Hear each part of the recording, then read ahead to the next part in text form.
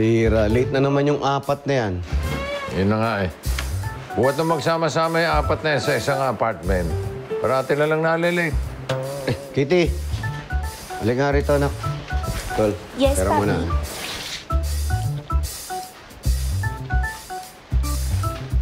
Kitty. Eto, kaka-check ko lang ng mga pinaayos ko sa'yo doon sa sales natin. Eh, mali-mali yung mga computation mo. Ay, ganun ba, Papi? Sorry.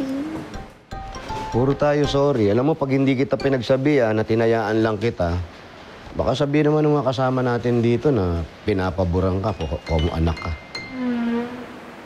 Kitty, ako alam kong hilig mo talaga yung pag-aartista. Tapos sa social media, mga posing-posing na ganyan. Pero sa akin lang, sana bawas-bawasan mo naman dahil nababawasan yung efficiency mo bilang staff dito sa Open 24/7. Tama ang tito isip mo. Saka, alam mo, kung ganyan din lang ang mangyayari, napapabayaan mo yung trabaho mo, tapos hindi naman kita sisitahin, eh, mas mabuti siguro, tumigil ka na muna o mag-resign ka muna bilang staff natin dito. At mag-focus ka na lang at mabigyan mo ng oras yung pag-aartista mo. Papi, Tito Izzy, gumagawa lang naman ako ng pang-birthday post ko bukas eh.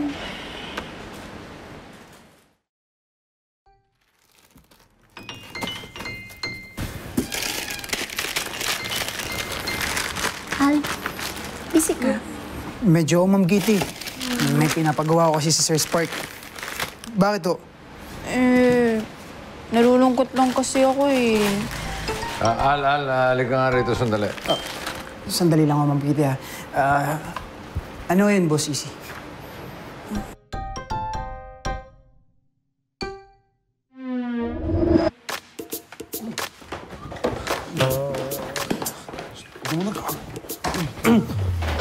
Ay. Dito na ako, dito. Mga senyorito, maraming salamat naman po sa inyo at pumasok na kayo. Sorry po, Sir Spark. Tagal po kasi na itong mga to eh. Uy, kala mo kami lang, ikaw rin naman eh. Kayo lang yun, bilis ako kumilos. Paano yung mabilis? Oy.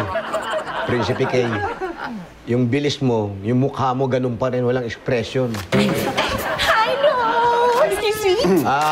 Beck. Please lang, oh. Mainit ang ulo ko, Beck. Pinapagalitan ko pa sila. Sige na. Okay, bye dong. Sorry, Sir Spark.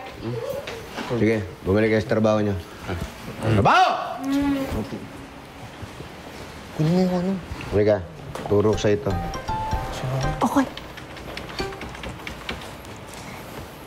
Init ng ulo ni Papi ngayon, no? Pinagalitan din ako niyang kanina. Alam mo, Ma'am Kitty, may karapatan namang kasi magalit sa Sir Spark. Alam na pa nagkakamali ka. Eh, kung pinagalitan ka niya, talagang may kasalanan ka.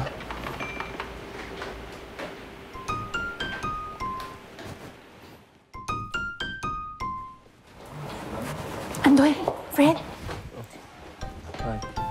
Pansin niyo, ang init ng ulo ni Papi. As in, grabe yung init ng ulo niyo ngayon. Pinagalitan ako niyang kanina. Siguro may kasalanan kang ginawa, kaya siya galit. Oo, minsan kasi kailangan inaamin natin yung pagkakamali natin, di ba? Di ba?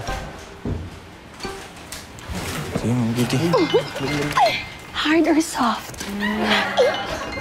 Ito ba, Ako lang pa nakakapansin.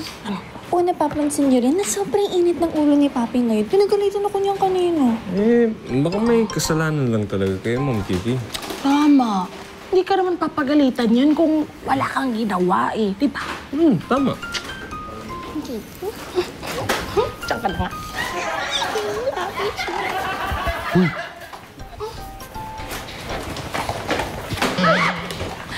Sige, magkampihan kayong lahat. Ako namin mali. Birthday ko pa naman bukas, tapos pinagtutulungan niyo ako, ganyan kayo sa akin. Naku, anak. Sorry, birthday mo pala bukas. Nakalimutan ko na, wala sa isip ko. Oo, Papi. At mukhang dahil hindi naman ako importante sa inyo, ang wish ko, sana pagising ko, hindi na ako parte ng Open 24/7. Kitty! Ma'am Kitty!